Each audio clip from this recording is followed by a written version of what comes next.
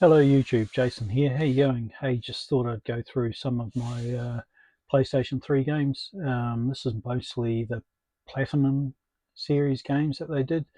Um, just to give you an idea, back when I was younger, I actually worked in a hardware store and we sold power tools. And one particular manufacturer, which was a Japanese power tool manufacturer, we would retail in a green version of their drills, which were sold to a commercial customer for like $300.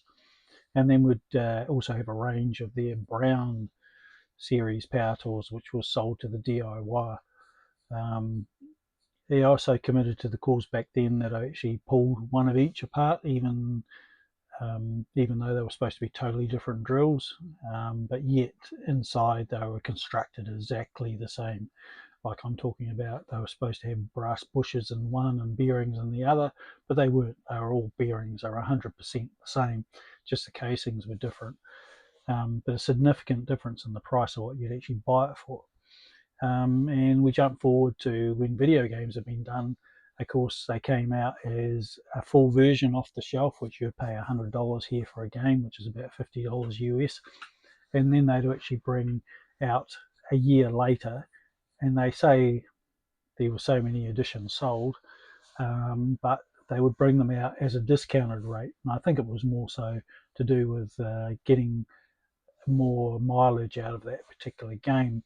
And they would actually package them just slightly different marketing package on the outside, if not the same, and they would just highlight it as a platinum version or something like that. I think in Europe and those countries they called them different. They weren't called platinum, but and then in America you got your own series as well. So I just thought I'd go through the ones that I've got. There is one unusual one, and then I've got a couple of just a little tippet at the end of it that is worth having a look out for if you're out there. So yeah, just first of all, I've got Assassin's Creed. Um, Great title, and as you can see, it's got the yellow spine, yellow on the top, and a red dot in the top corner. And then they have a red tag at the top there. Um, if I look at them, yeah, there's a slight variation there, which I'll show you in a minute. To show you the disc, I suppose. You will find that in the coloured book is exactly the same book as what they would have printed for the full edition. And then, of course, you've got the disc, and you can see it's got platinum written on it. I have a feeling that these were unique to PAL region in this part of the world, Australasia. So you would have got these in Australia and New Zealand, but not necessarily exactly the same anywhere else.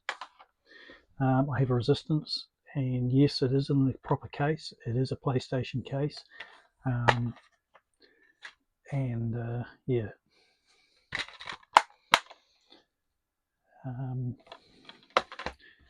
Little Big Planet 2,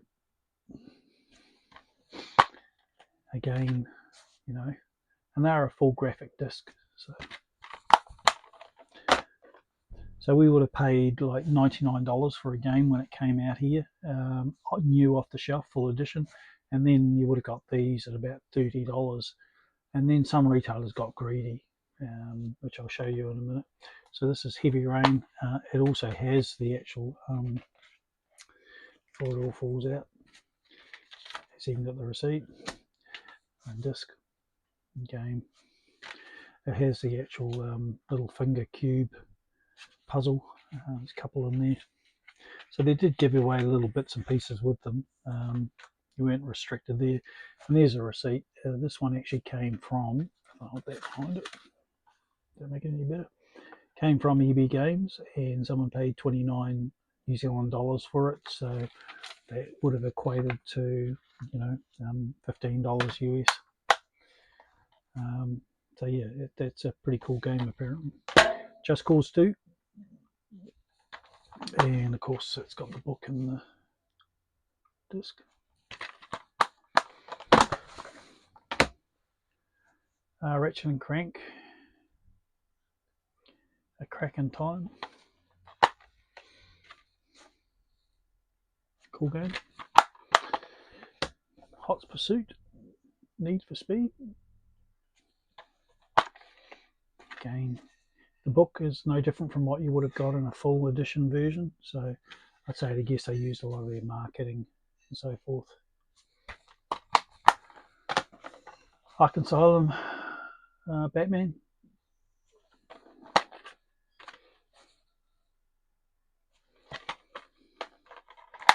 Of course, the artwork's exactly what you would have found on a full edition, just purely framed different.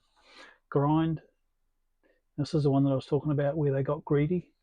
This is the warehouse here, which is just a discount Woolworths, Kmart, whatever you know it is, sort of store. Now they got greedy. $54 for a game that you would have bought from an available retailer for like $30. So it's just the fact they could milk more out of it. So they did. Resistance, Fall of Man. Complete. Gran Turismo 5.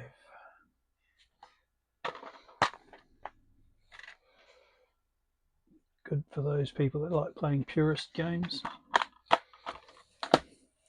Far Cry 2. Played this game, thoroughly enjoyed it.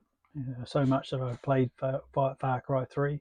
Absolutely loved Far Cry 3 and Far Cry 4. But I think they kind of lost their league somewhere along the way and tried the other ones, but just couldn't get into them. Resistance 2.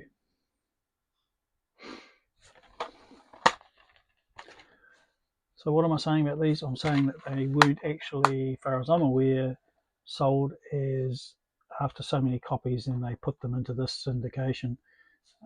What I think you'll find is that the game full edition was sold until its legs run off the full price, and then they wanted to bring it out and still get more mileage out of it, so they repackaged it, discounted it.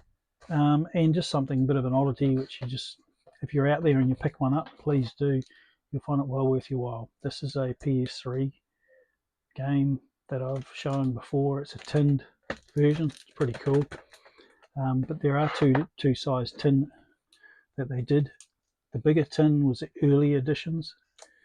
You would have found these real early in the piece when PS3 came out, and then of course they went back to a standard size tin, which is more the size of a regular game. And I think that's probably because of a slip-in.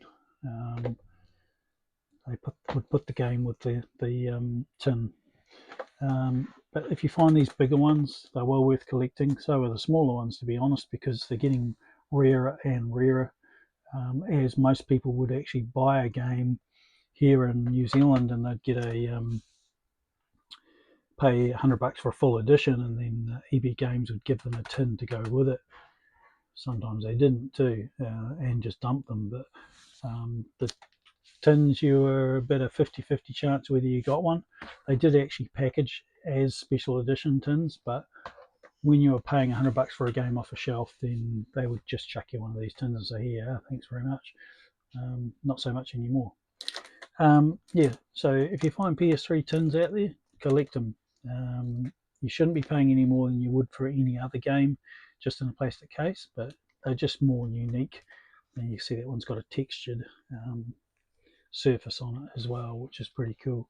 The artwork's awesome, and the artwork inside is pretty cool as well.